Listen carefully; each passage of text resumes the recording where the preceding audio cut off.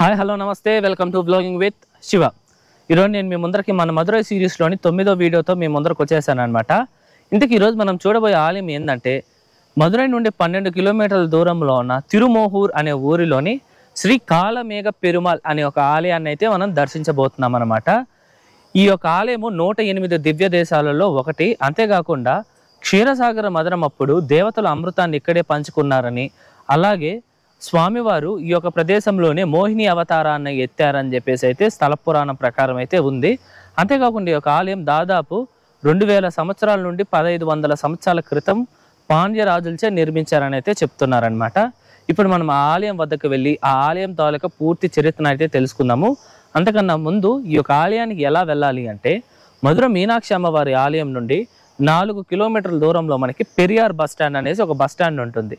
అక్కడ మనకి bus number 66 bus number ఎక్కినామంటే మనకి డైరెక్ట్గా ఈ యొక్క కాలమేఘ పెరుమాళ్ ఆలయం వద్దకైతే దించేస్తారనమాట. ముందుగా ఈ ఆలయం తాలూకా టైమింగ్స్ విషయానికి వస్తే ఈ ఆలయం ప్రతిరోజు ఉదయం 6 నుండి మధ్యాహ్నం 12:30 వరకు, తిరిగి సాయంత్రం 4 నుండి రాత్రి 8:30 వరకు మనకి అందుబాటులో అయితే ఉంటుంది. ఇప్పుడు మనం ఈ ఆలయం తాలూకా పూర్తి స్థల పురాణాన్ని అయితే తెలుసుకుందాం. ఈ ఆలయం చరిత్ర గురించి మనకి మత్స్య పురాణం మరియు బ్రహ్మాండ పురాణం వంటి అనేక ప్రాచీన గ్రంథాల్లో కూడా అయితే ప్రస్తావింపబడింది.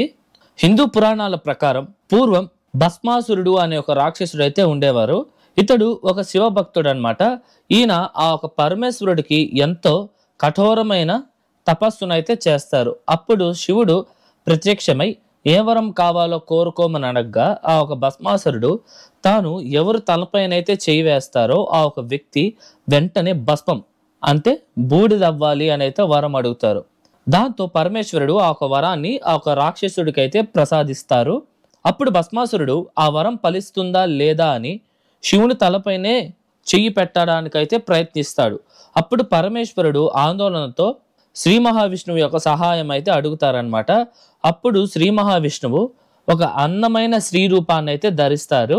ఆ రూపమే మోహిని రూపం. ఆ ఆకర్షితమైన రూపాన్ని చూసిన భస్మాసురుడు మోహిని వెంట పడడం మొదలు పెడతారు. అప్పుడు మోహిని అవతారంలో ఉన్న స్వామివారు నృత్యం చేయడం మొదలు పెడతారు. అప్పుడు ఆ రాక్షసుడు కూడా నృత్యం చేస్తూ చేస్తూ తన చెయ్యి తన తల మీద పెట్టేలాగే స్వామివారు అయితే చేస్తారనమాట. దాంతో ఆ ఒక రాక్షసుడు భస్మం అయిపోతారు. ఈ యొక్క పూర్తి సంఘటన ఈ యొక్క ప్రదేశంలోనే జరిగింది అని అయితే నమ్ముతారనమాట. అందుకని ఈ యొక్క ప్రదేశానికి తిరుమోహూర్ ఈ యొక్క పేరుకి అర్థం వచ్చేసి మోహినికి ఆకర్షించిన మోహమయ్యాడు కనుక తిరుమోహూర్ అని అయితే అర్థం వస్తుందన్నమాట. ఈ ఆలయానికి మరొక స్థల పురాణం కూడా ఉంది. అది ఏంది అంటే అమృతం కోసం దేవతలు మరియు రాక్షసులు క్షీరసాగర మదనం చేసేటప్పుడు ఆ ఒక పాల సముద్రం నుండి అమృతం ఉద్భవించినప్పుడైతే స్వామివారు మోహిని అవతారం ఎత్తి ఆ ఒక రాక్షసుల యొక్క దృష్టిని మళ్లించి దేవతలకు అమృతం దక్కేలా చేస్తారనమాట. ఈ యొక్క సంఘటన కూడా ఈ యొక్క తిరుమోహూర్లోనే జరిగిందని పురాణాల్లో అయితే చెప్పబడింది. ఈ ఆలయంలో స్వామివారిని కాలమేఘ పెరుమాళ్గా అయితే పూజిస్తారు. ఇక్కడ స్వామివారు నిలబడుకొని ఉన్న భంగిమలో శ్రీదేవి భూదేవి సమేతంగా అయితే మనకి దర్శనమిస్తారండి. స్వామివారి యొక్క విగ్రహం కూడా మనకి దాదాపు 7 నుండి 9 అడుగుల ఎత్తు అయితే ఉంటుంది. అలాగే స్వామివారు తన చేతిలో పంచాయుధాలు అయితే పట్టుకొని ఉంటారనమాట. అంటే స్వామివారి 5 చేతుల్లో 5 విభిన్న ఆయుధాలు అయితే ఉంటాయి. ఇక్కడ స్వామివారిని కూడా చాలా అద్భుతంగా అయితే అలంకరించి ఉన్నారు. స్వామివారికి కూడా ఇక్కడ రోజుకి 6 సార్లు అయితే పూజా కార్యక్రమాలు అయితే నిర్వహిస్తారనమాట.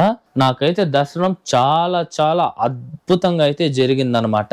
అలాగే ఇక్కడ లక్ష్మీదేవి అమ్మవారికి ఒక ప్రత్యేకంగానే ఒక మందిరం కూడా ఉంది. ఇక్కడ అమ్మవారిని మోహనవల్లి తాయారుగా అయితే పూజిస్తారు. అమ్మవారు కూడా చాలా అద్భుతంగా నయన మనోహరంగా అయితే ఉంటారు. అలాగే ప్రతి నెల మార్చి నుంచి ఏప్రిల్లో అమ్మవారికి స్వామివారికి ఫంగుని తిరుక్కల్యాణం అయితే చేస్తారు. అంటే కళ్యాణోత్సవం అన్నమాట. ఈ యొక్క ఉత్సవం ఈ యొక్క ఆలయంలో జరిగే అతి ప్రముఖమైన పండుగ. మీకు ఇంతకుముందు నేను చెప్పాను కదండి, స్వామివారి చేతిలో పంచాయుధాలు అయితే ఉంటాయని చెప్పేసి. అవేంటంటే మొదట సుదర్శన చక్రం ఉంటుంది, రెండోది వచ్చేసి ధనస్సు. స్వామివారి ధనస్సుని సరంగ అని అయితే పిలుస్తారనమాట. మూడోది వచ్చేసి గద. ఈ యొక్క గదని కౌముది అని అయితే పిలుస్తారు. నాలుగోది వచ్చేసి శంఖం. స్వామివారు ఉపయోగించే శంఖాన్ని పంచజన్యం అని అయితే పిలుస్తారు. ఐదోది వచ్చేసి ఖడ్గం. ఈ యొక్క ఖడ్గాన్ని అయితే నందకం అని అయితే పిలుస్తారు.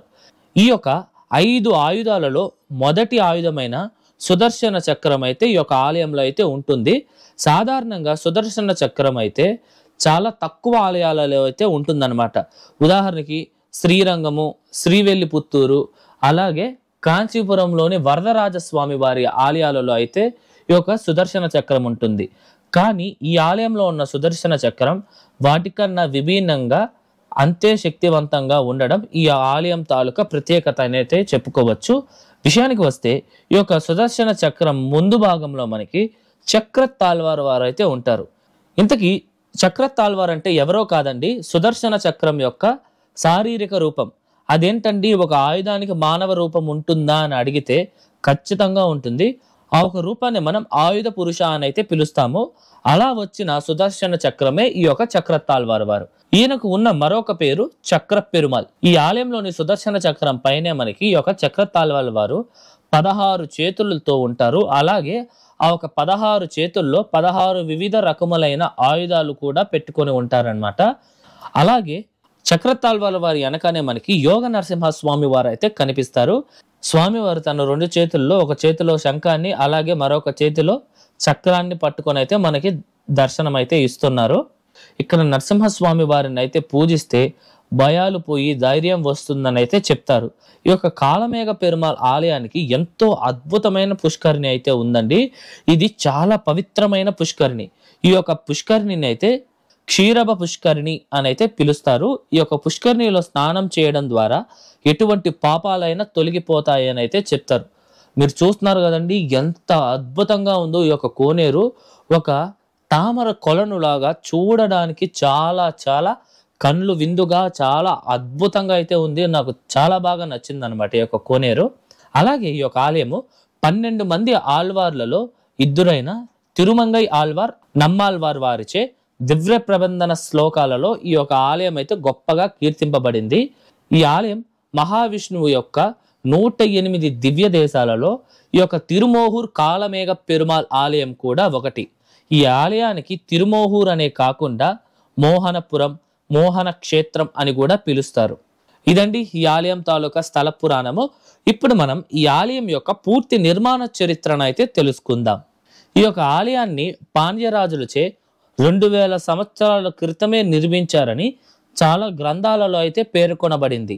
అంటే దాదాపు 1800-2000 సంవత్సరాల క్రితం ఎంతో అభివృద్ధి చెందిన ప్రదేశం అని అయితే ఆ ఒక గ్రంథాలలో అయితే ఉందన్నమాట. ఈ యొక్క ఆలయము 1-2వ శతాబ్దంలో నిర్మించినప్పటికీ ఈ ఆలయం మాత్రం 6 నుండి 8వ శతాబ్దాల్లో అయితే చాలా పేరు ప్రఖ్యాతలు అయితే పొందిందనమాట. ఈ ఆలయం యొక్క రాజగోపురం అయితే మీరు చూడవచ్చు. దాదాపు 5 అంచెల ఎత్తులో చాలా అద్భుతమైన శిల్పకళతో ఎంతో గంభీరంగా 2 కళ్ళు సరిపోవన్నట్టుగా అయితే ఉందన్నమాట. ఈ ఆలయం లోపల మొత్తం మనకి 4 ప్రాకారాలతో పాటు అనేక అద్భుతమైన మండపాలు అయితే ఉంటాయి. ఈ మండపాల స్తంభాలపై రాజుల యొక్క రాజసం కనిపించేలా శిల్పాలు చాలా అద్భుతంగా అయితే ఉంటుంది. అలాగే ఆలయం చుట్టుపక్కల చాలా పెద్దగా ఉన్న మరియు గ్రనైట్ రాతితో నిర్మింపబడిన ప్రహరీ గోడ అయితే మనం చూడవచ్చు. ఈ ఆలయం మొత్తం 2.5 ఎకరాల విస్తీర్ణతలో అయితే ఉంటుంది. ఈ ఆలయం మొత్తాన్ని ద్రవిడ నిర్మాణ శైలిలో అయితే నిర్మించారు.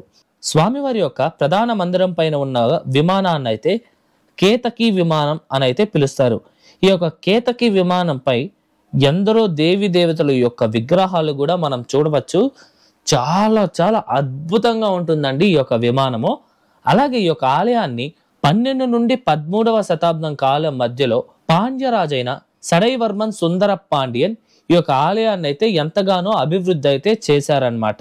ఆయన తరువాత 15వ శతాబ్దంలో మదురై నాయకర్లు ఈ యొక్క ఆలయాన్ని చాలా చాలా అభివృద్ధి అయితే చేశారు. అలాగే బ్రిటిష్ వారు మన ఒక భారతదేశాన్ని పరిపాలించేకి వచ్చినప్పుడు ఈ యొక్క ఆలయాన్ని వాళ్ళు ఒక కోటగా ఉపయోగించేవారంట. అలాగే 1755లో కర్ణాటక యుద్ధాల సమయంలో అయితే బ్రిటిష్ జర్నల్ అయిన కొలనల్ హెరాన్ ఈ యొక్క వ్యక్తి ఈ ఆలయంలోని స్వామివారి విగ్రహాలను అలాగే బంగారం మొత్తాన్ని దోచుకొని ఒంట మీద అయితే వెళ్ళిపోయారనమాట. అప్పుడు ఇక్కడ ఉన్న ప్రజలందరూ అతన్ని పట్టుకొని కొట్టి స్వామివారి యొక్క విగ్రహాలను అలాగే బంగారాన్ని మొత్తాన్ని తిరిగి తీసుకుని వచ్చి ఎక్కడున్న వాటిని అక్కడే తిరిగి ప్రతిష్ఠించారనమాట. కొన్ని వేల సంవత్సరాల నుండి ఈ యొక్క ఆలయం మనకి ఎన్నో చారిత్రక విషయాలను అయితే మనకి చూపుతోంది. అప్పుడు కానీ ఇప్పుడు కానీ ఎప్పటికీ ఈ యొక్క ఆలయం ఇంతే గంభీరంగా నిలబడి అయితే ఉంటుంది. మనం ఇప్పుడు చూస్తున్నాం కదా ఎంత అద్భుతంగా ఉందో ఈ యొక్క ఆలయము. ఈ ఆలయాన్నే కాకుండా మనం మాట్లాడాల్సిన మరొక విషయం, ఈ ఆలయం చుట్టుపక్కల ఉన్న వాతావరణం చాలా అద్భుతంగా, చుట్టూరు చెట్లు కొండల ప్రాంతంలో చాలా చాలా అద్భుతంగా అయితే ఉంటుందన్నమాట ఈ యొక్క ఆలయము. అలాగే సాయంత్ర సమయంలో అయితే ఈ యొక్క ఆలయం the best time to see అని అయితే చెప్తారండి. ఇక్కడ చుట్టుపక్కల లోకల్స్ అయితే సాయంత్రం పూట వస్తే ఈ ఆలయం తాలూకు అట్మాస్ఫియర్ అయితే అంత బాగుంటుందంట, చాలా ప్రశాంతంగా. సో మాకైతే కుదరలేదు. మీరెవరన్నా ఇన్ కేస్ మదురైకి వచ్చినప్పుడు మీకు కూడా టైం సెట్ అయితే మోస్ట్లీ సాయంత్రంగా అయితే వెళ్ళండి. చాలా చాలా చల్లగా చాలా అద్భుతంగా ఉంటుంది ఈ ఆలయం. ఈ ఆలయం కొంచెం అండర్ రేటెడే కాబట్టి భక్తుల సంఖ్య తక్కువగా ఉంటుంది. సో మనకి చాలా ప్రశాంతత కూడా ఉంటుంది. ఇది ఈ ఆలయం తాలూకు పూర్తి నిర్మాణ చరిత్ర అలాగే స్థల పురాణం. ఇదండి ఇవాల్టి వీడియో. ఎలా ఉంది, నచ్చిందా? ఐ హోప్ ఈ ఆలయం తాలూకా పూర్తి స్థల పురాణం చరిత్ర అంతా మీకు అర్థమైంది అనుకుంటున్నా. మీకు ఎటువంటి డౌట్స్ ఉన్నా సరే కమెంట్ చేయండి, ఓకేనా? నేను మీకు పక్కా రిప్లై ఇస్తా.